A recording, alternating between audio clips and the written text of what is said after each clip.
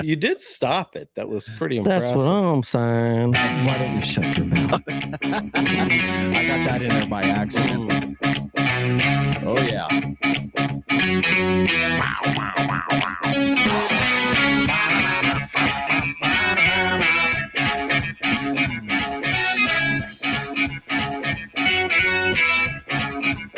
Yes. Sometimes when I start the music, I think it's so cool. Yeah. That I can't help myself. I want to sing to it. Does it ever make you want to dance, Schwaber? No. I think it's pretty cool, but I mean, it's not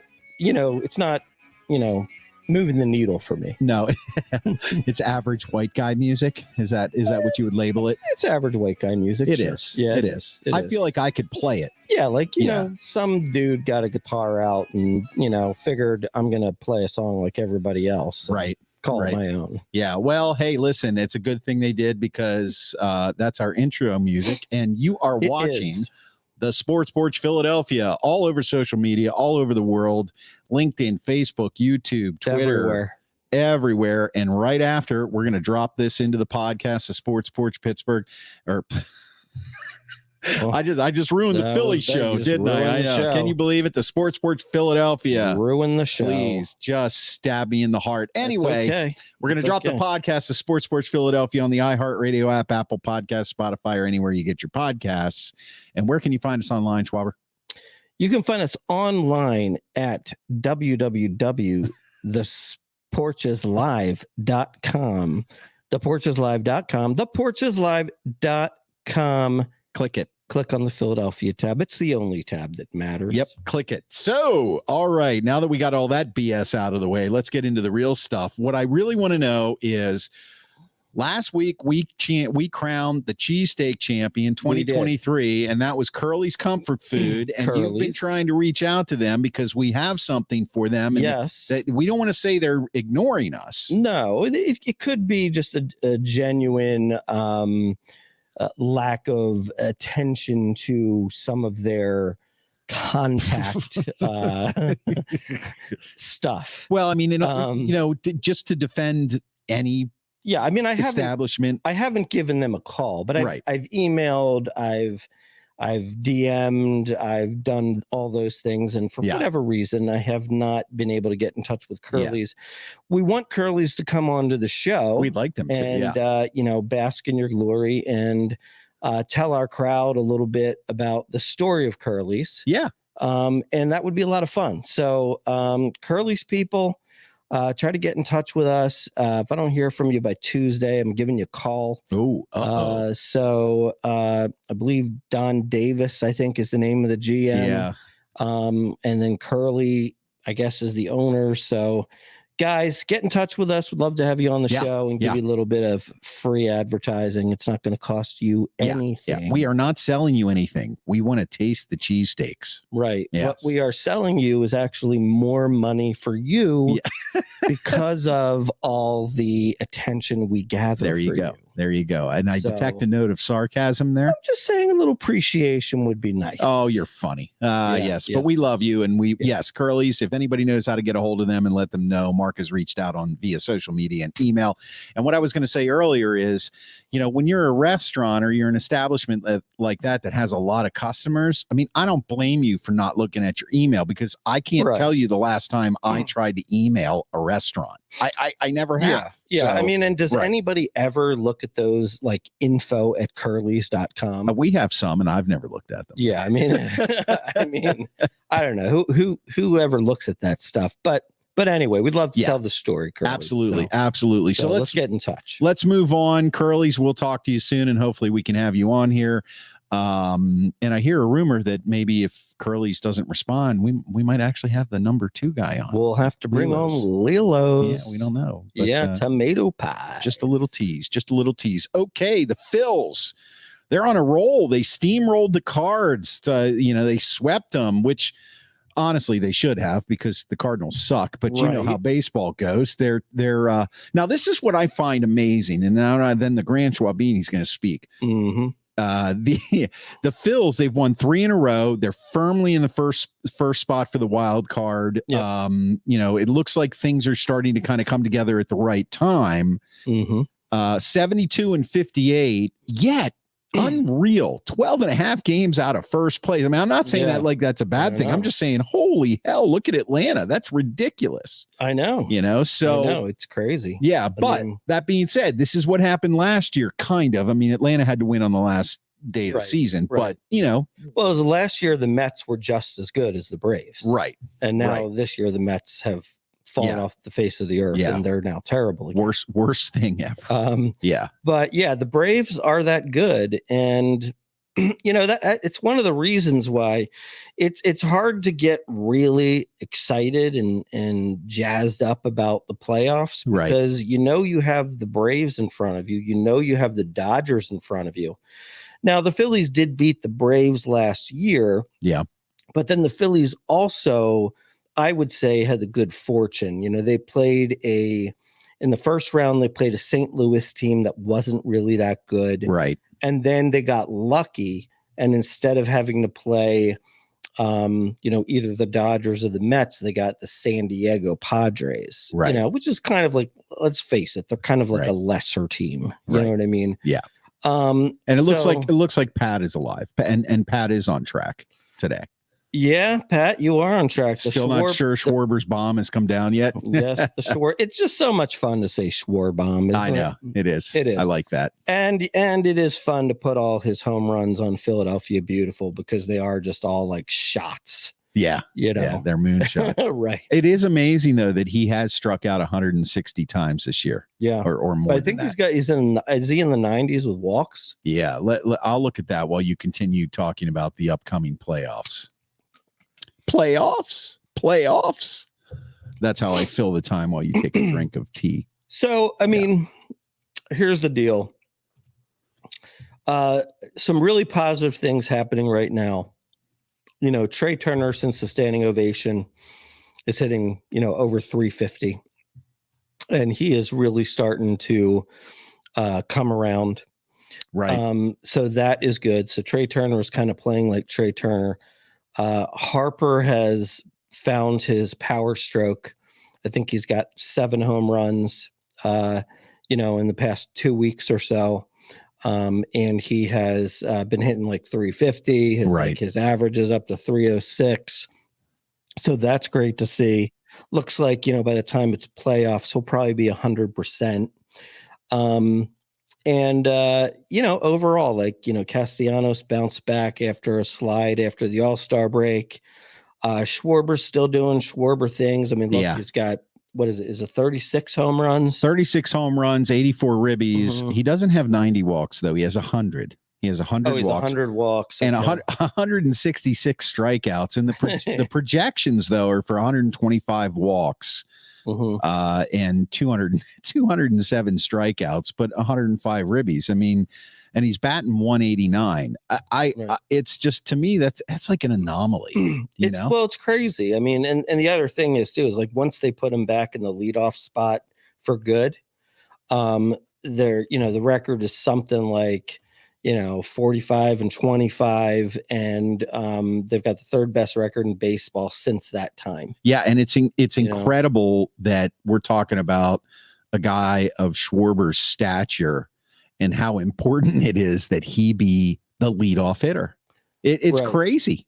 Right. If you think about it, it is. You just think about where his average is. Let's forget about on base with all the walks, but look at where his average is, and just the fact that he's not going to win any stolen base crowns. No, he's not fast, but it's just, he's so effective between walking and potentially, crushing a home run in the leadoff position, which puts you in a pretty, I wonder what the statistics are for leadoff home runs and the winning percentage. Well, this year it's 100%. Wow. He's had 7 leadoff home runs this year. They won all 7 games. Okay. So that's exactly why he's batting leadoff. Right. And, when you think about it, when you come down to making the playoffs, the wild card 1 spot to the wild card 3 spot, will probably be a difference of maybe 7 games. Yeah. You're absolutely right. So it matters.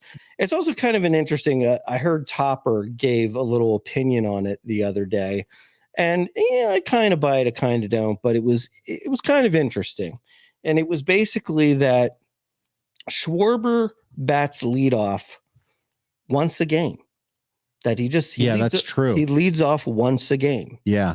And actually, the Phillies have, I think it's like a top 3, 7, 8, and 9 spot in the league in terms of batting average. Right. And so those guys, when they're getting on base for Schwarber. Right. So in that position, he's like a cleanup. Like a cleanup hitter. Yeah. That's an interesting take on that, and something that now that you've mentioned it, it seems so obvious. Right. But it's kind of interesting. So, it's working. So I guess you just got to keep rolling with it. I mean, but the bottom line is, when Schwarber's going well, he's hitting home runs and you're winning lots of games. And when he's not going well, it's just a crapshoot.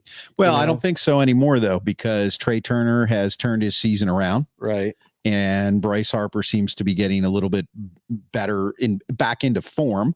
Mm-hmm. And so now, I think in the earlier part of the year when Turner was struggling and Harper first wasn't playing, and then he came back, and obviously he wasn't at full strength. Right. Schwarber was the guy, and you had Castellanos was playing well, but you didn't have a whole lot to fall back on. And now those guys, they're starting to play baseball the way we know they can. Mm-hmm. That's why the Phillies are getting hot right now.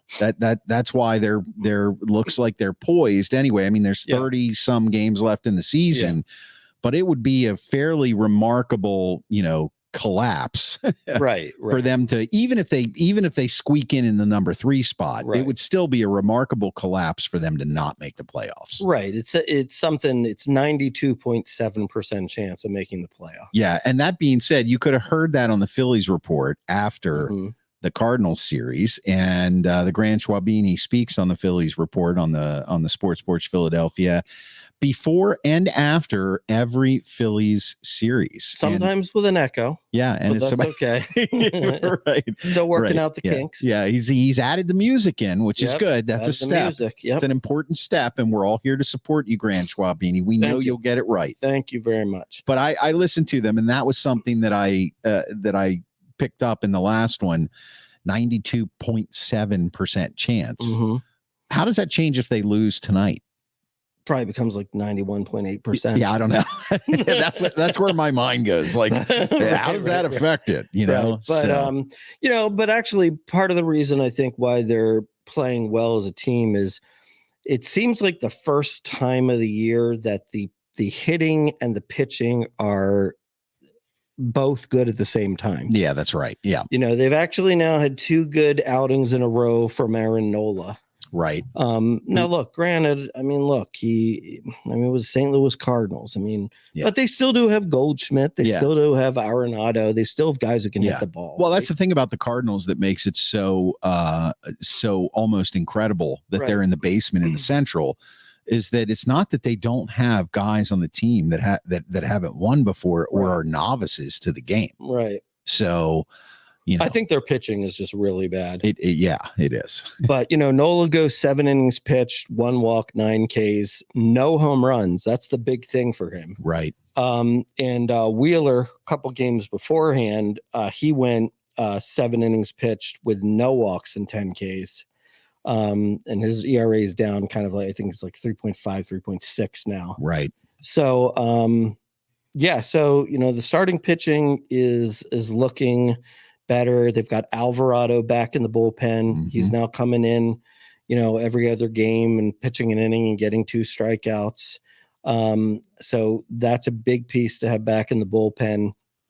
They've got lots of options with their starting pitching. Really, they've got 6 starting pitchers right now. Yeah, and Wheeler is at 10-6, 3.59 ERA with 175 Ks, and believe it or not, he's in 10th place Yeah. I mean, remember the days where that would have Yeah. been number one all the way. Right.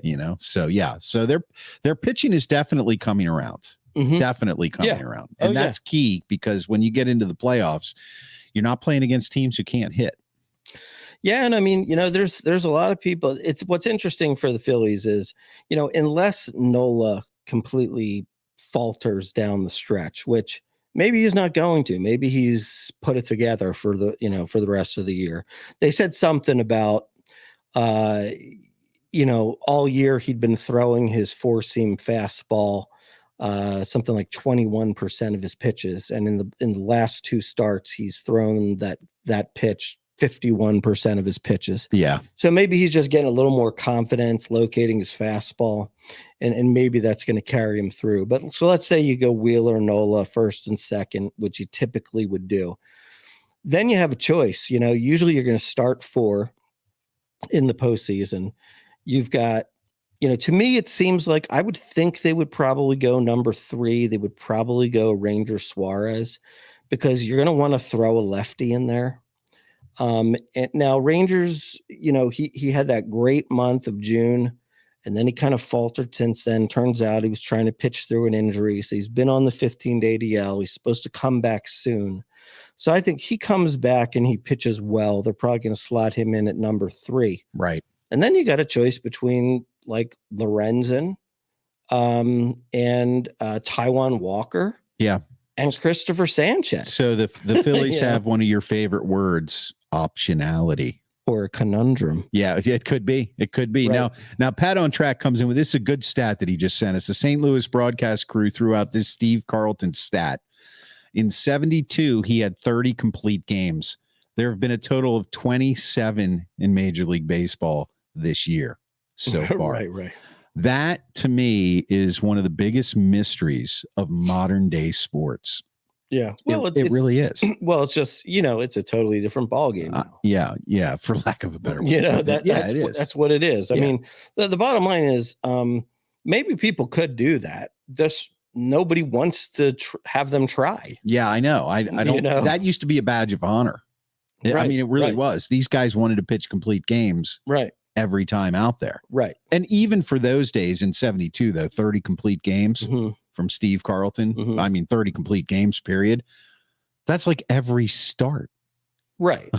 No, I mean, at the same time, also realize that, Steve Carlton's probably one of the 10 best pitchers of all time. Yeah, right. I get it. I get it. Yeah. But yeah, I mean, it just doesn't happen anymore. And I do think there are some differences. I mean, like back then, for all we know, like, I'm just going to say Steve Carlton played Little League, and he probably didn't play in the winter. No. And, and he played in high school, and then he went to the minor leagues and he played and came up to the big leagues and, had not thrown his arm out by then. Right. That's the thing. Like he wasn't like a kid in Florida who plays baseball all year round since the age of 5. Yeah. And then goes to the minor leagues and then plays the entire year round. Like when the minor league season's over, he goes and plays ball in Mexico. And what I mean? It is different. You're right. It's different. Yeah. It's different, but still it just kind of amazes you. And maybe another part of it too is that the guys are throwing so much harder nowadays. I think that's a big thing. Yeah. You see more pitches now that are 95 and up than you've ever seen before. Whereas, back in the day, 95 was hitting the top of the radar gun. Right. So, yeah. And now it's like, if you hit 95, it's just like, that's expected. Yeah. Well, the crazy thing that I see all the time is there's 99 mile an hour sinkers. Right. That was supposed to be an off-speed pitch. Right. Back in the day. Right. So, yeah, I mean, it is pretty tremendous the way things have changed. So, thanks for that, Pat. On Track, which is not completely normal for you. Would you say that, Schwaber? Yeah, sure. Although I think he has gone off track. If you've seen his latest. Yeah. They were lamenting that he and Gibson didn't have more years together. Gibson, who? Are you talking Bob Gibson? Bob They weren't Gibson. on the same team together. Yeah. Bob Gibson, I think, was on the Cardinals. Yeah, he was on the Cardinals. So I don't know what he's talking about. He's off track. Yeah, well, Pat off track. He'll explain to us, I'm sure. He'll try to get us on his track. He's gonna list something like, well, Bob Gibson's cousin played for the Buffalo Bills, and because of that, I know that. And his name was Marty Jagger. Carlton played on the Cardinals. That's right. He did. That's what he's talking about. Oh, okay. Early in his career. That's crazy. Like, does anybody really even think of Steve Carlton on the Cardinals? Well, the St. Louis broadcasters did. Yeah, not me. Yeah. Actually, I think I think I've seen some of his early baseball cards. I think he started as a Cardinal. Did he? He was traded to the Phillies in '72, which is once again. Well, thank you, Pat. That was a bad trade. It was a bad trade. Yeah. So, okay. So, look, they have, who are they playing? The Angels tonight? Well, they got 3 against the Angels. Angels aren't very good. Also, you got the injury to Shohei Ohtani, which means he's hitting against them, but he's not pitching against them. I'll tell you what, I do not feel very good about that situation. Yeah, I feel really bad for the guy. Yeah. Because I hate to cut short what could have been a Cy Young and MVP season. Yeah, that would have been incredible. I don't know. Maybe he could still get it. I don't know. But that to me, that would be like when you miss the last month and a half, it's hard. That would be kind of like mailing it in. Yeah, just feeling it would be hard. I just hope the guy can. I mean, I think the guy's going to be able to hit again, no doubt. But I just don't know if if it's realistic for him to pitch again. He's still hitting. That's the thing, right? Yeah, they're saying that it doesn't affect his ability to hit at all, right? But I'm thinking like, first of all, you want to talk about bad luck. The Angels decide not to trade him because they think maybe they can make a playoff push. Right. And look at that franchise. Right. You want to talk about some bad luck. They got 2 of the greatest players arguably ever. And then he hurts himself and it's looking like possibly second Tommy John. And somebody said it's the most expensive injury in sports. Like it probably cost him $250 million. Or from an Angels fan perspective, was it good luck that you might actually be able to sign him now? Yeah, maybe. But what could they have gotten back in a trade? If you think about it at the time, who knows? Mm-hmm. Who knows? So anyway, yes, 3 against the Angels. Go ahead and lay it on us. What's going to happen? We do have a 6-game. They'll win 2 of 3. You think so?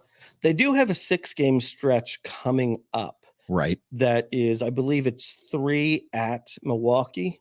And 3 at Miami. I'm going to tell you here in just a second, Schwaber. Which is teams involved in the wild card hunt. Yeah, they have 3 at home versus the Angels. Then they go to Milwaukee for 3. San Diego for 3. Right. Then they come home and they play Miami and then Atlanta. 4 against Atlanta. Right. So that's a gauntlet right there. So here's the thing. I mean, the thing about it is that like right now it looks like they're in great shape. But I mean, you go on a 4-game losing streak and all of a sudden everybody's neck and neck again. Yeah. Yeah. That is the gauntlet right there. So really make it through. Yeah, I mean, well, and then they do play St. Louis, kind of like a breather. Yeah, and they go right back to a series with Atlanta. Right. I mean, at the same time, what you also want to hope is that they continue this hot streak, and they run their lead up high enough so that it's not like you're completely sweating it out at the end. Yeah. So if they drop 3 in a row, it's not that bad. Right. Yeah. Like what you probably want to hope is. So what is it? They've got 3 with the Angels, and then what's after that? They've got, you're gonna make me go all the way back there. 3 with the Angels, then 3 at Milwaukee, who's been on fire lately. They won like 8 in a row. So if you can go 4-2 out of those 6 games, that's good. Then you're probably with like a 6-game lead. Yeah, in the wild card. Maybe depends on what the other guys do. Yeah. Milwaukee are they're in the lead in their division. Yeah, in the NL Central, Milwaukee is in the lead. They are actually up over the Cubs by I think 2 or 3, 4 games now, and they have won 8 in a row. They're 8-2 in their last 10, and they now have a much more respectable first place record at 73 and 57, whereas before they were kind of scrimping along. Right. They're just the team that won't go away, you know? Yeah. I mean, I just, the thing about them, I don't love their team. They're like, they're a good, solid team. They belong in the playoff. Well, they did get Carlos Santana. I mean, that made them so much better. Right. Yeah.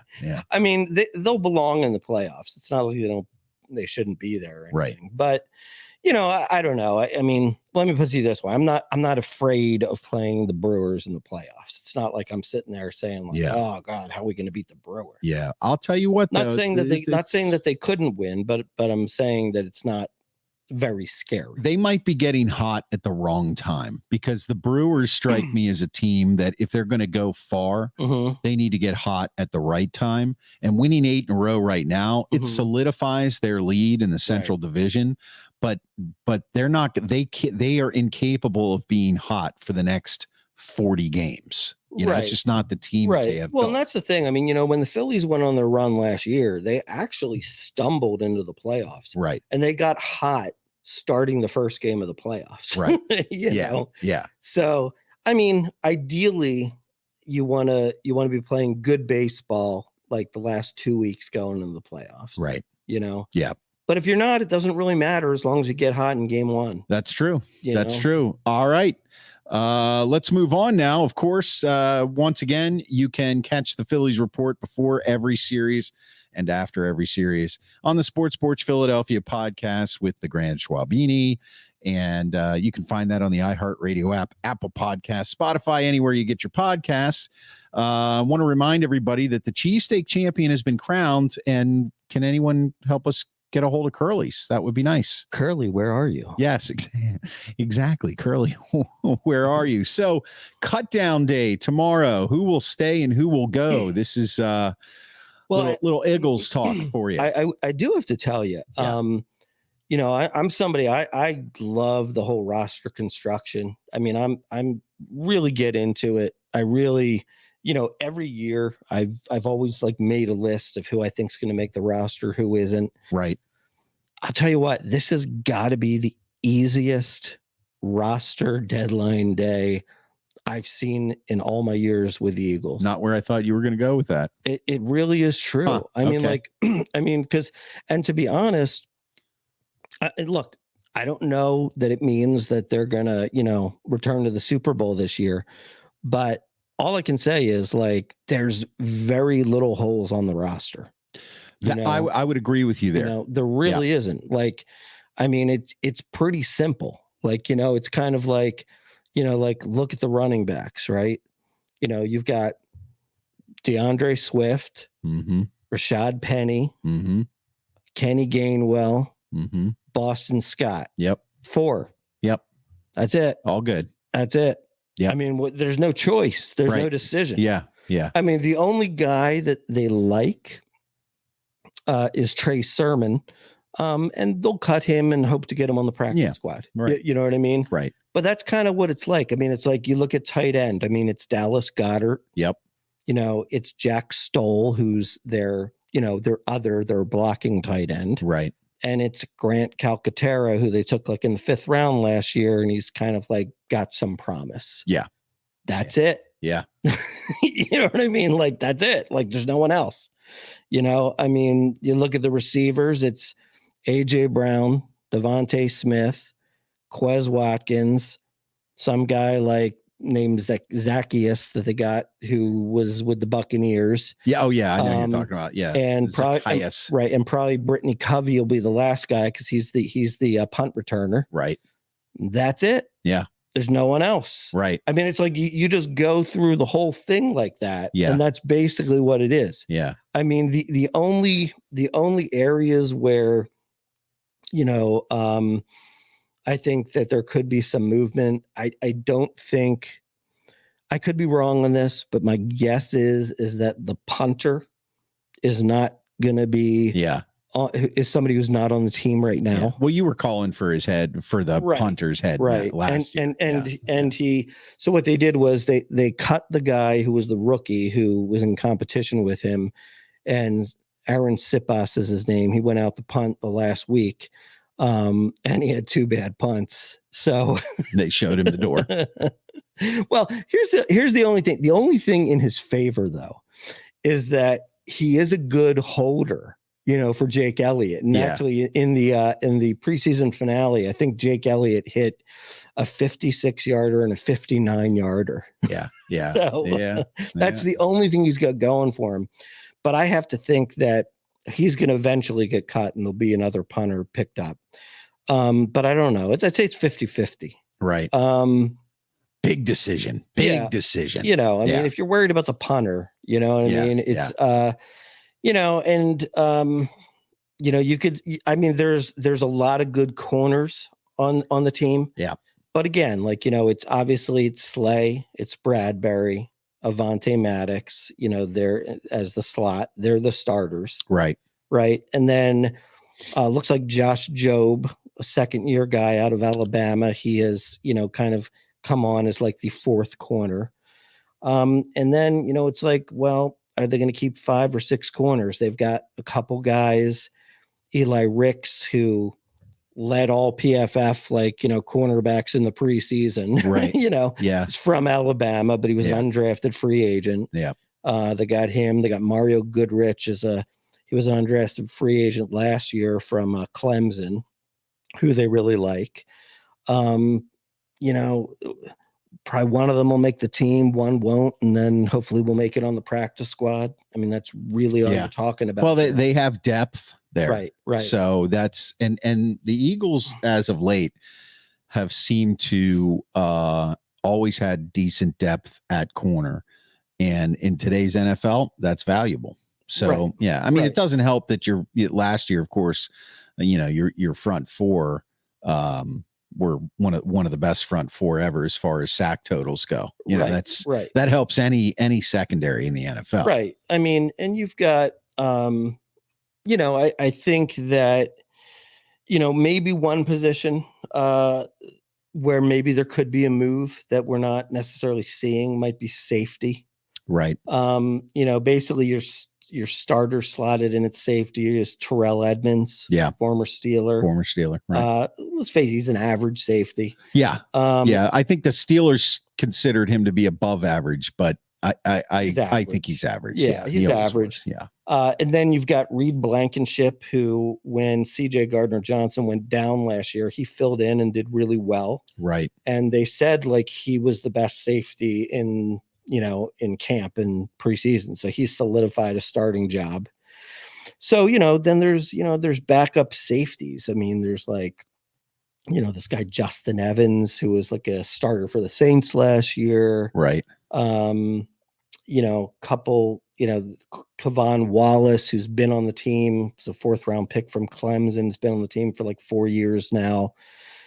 He's an okay backup. I mean, who knows? They're going to keep 4, 3. Who knows? Yeah. Right. You know what I mean?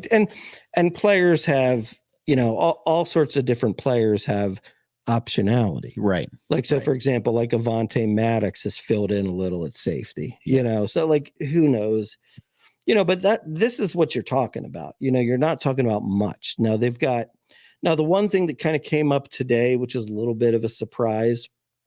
I mean, not a big surprise, but Derek Barnett, who in 2008 was their number 1 draft pick.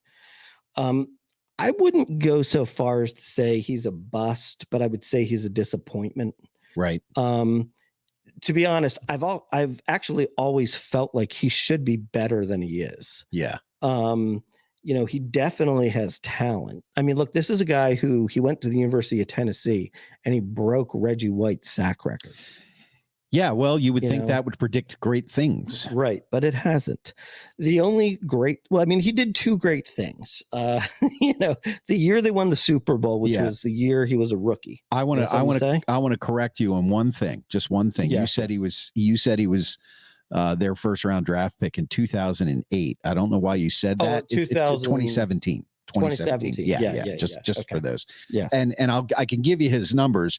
He was 14th overall in 2017, 21 and a half sacks over 6 years. And his best season was 2019, where he had 6.5 sacks 22 quarterback hits and 10 tackles for a loss, not to mention 2 forced fumbles. So, he's been productive. He's been okay. Let me put it this way. To me, his best years were his first 2 years. The first year was the year the Eagles won the Super Bowl. And he had a big sack fumble on Case Keenum in the Vikings game. Yeah. And then he was actually the guy who recovered the Brandon Graham sack fumble to win the Super Bowl. Okay. But I definitely think when you recover it, it's not nearly as big as forcing it. No, yeah. Yeah. And those are one-off plays. Yeah, you're kind of in the right place at the right time. Yeah. But anyway, but here's the thing. To be honest with you, I can't stand him. He's like, he's like. I hope he's not listening. He is. Or he doesn't go to Curly's comfort food. He is what Aaron Nola to the Phillies is to the Eagles. Right. Derek Barnett. And the reason is that he is an absolute moron. Okay. Okay. All right. You heard it here. Last year he got hurt like in the first game and I think was out for the season. And that was like a good thing. Right. Because he always gets penalties. Roughing the passer penalties, untimely offsides penalties. Gotcha. And they had this great thing where they had Nick Sirianno mic'd up, and Barnett gets a roughing the passer penalty, and Sirianno goes, "God damn it! It's always him. It's always him." Right. So to be honest, like, and somebody had put together at one point that like. He has as many sacks as he has penalties in the 6 years. All right. Like, so he's got 22 and a half, 21 and a half. Right. Yeah. Something like that. Maybe more penalties, actually. Right. Yeah. So, I mean, why does he want to trade? I mean, he wants more money? Well, he wants a trade because he's like third off the bench now. Oh, okay. Because he's moving down the roster. Yeah. Because you basically have like Hassan Reddick. Yeah. You've got Nolan Smith, you've got Brandon Graham, you've got Josh Sweat, and now he's like the fifth guy in. Yeah. So, I'm sure what he's looking at is, and he signed a 2-year deal last year. So what he's looking at is, hey, I'm playing for a contract. I need to be on the field. Right. Yeah. So, I get it. It makes sense. But, I'm actually in a way, I'm sort of disappointed that they actually came out, in public saying he's looking for a trade, because to me, that just means, well, nobody's going to trade with you because they're going to wait till you cut him tomorrow. And then, somebody's just going to pick him up and not give up. Yeah. So you think he's going to be cut? Well, I'm not 100% on that. Right. I mean, for whatever reason, as kind of, most people thought 2 years ago they were going to move on from him, and they brought him back. Right. So I think they do actually value him. And, look, I mean, you get an injury to the defensive line. Yeah. And, he is I wouldn't say he's great, but he is a starting caliber player. Right. You know what I mean? He can start, if he was on a bad team and he started and played all 4 downs, it wouldn't shock me if he had a year where he had like 8 to 10 sacks. Yeah. Well, you always have to think about what would worry me, or what does worry me in this situation, is you wonder about the chemistry in the locker room. And these guys, they all treat it like a business. They really do. And they may be behind him. They may say, we get it. We know why you're doing this. Yeah. But at some point, you do have to go out and play as a team. So you got to wonder, or you have to hope that, if he is not traded and he is not cut, that his attitude doesn't change to being resentful of the fact that he hasn't been cut, because that can hurt the locker room. And right now, looking at the Eagles roster and talking exactly about what you've been talking about, when I look at the Eagles roster, I see the same thing you do. I see a team that is essentially the same team that took the field last